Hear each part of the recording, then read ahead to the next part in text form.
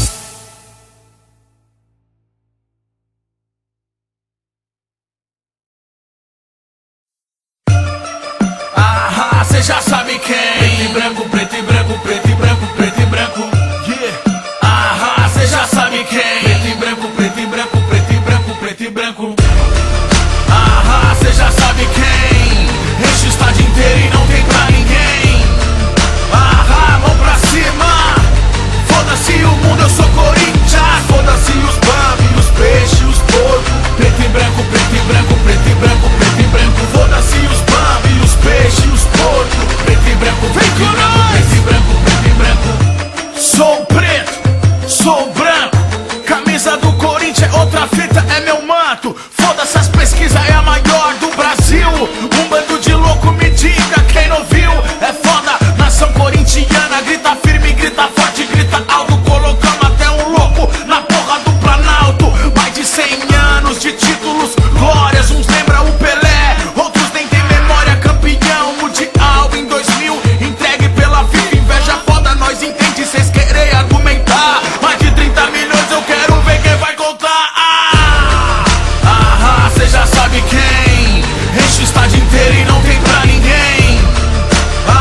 Mão pra cima. Foda-se o mundo, eu sou Corinthians. Foda-se os bambi, os peixes, os porcos. Preto e branco, preto e branco, preto e branco, preto e branco. Foda-se os bambi, os peixes, os porcos. Preto e branco, preto e branco, preto e branco, preto e branco. Um operário, um pintor, um sapateiro e um cocheiro criaram o maior time brasileiro em 1910. Com outros sócios que deram 20 mil réis. Surgiu torcedores fiéis, jogadores na várzea sujando seus pés. Era restrito o futebol naquela época. Nós invadiu, mostramos seus melhores, nós conseguiu. Cê já sabe quem enche o estádio inteiro e não tem pra ninguém.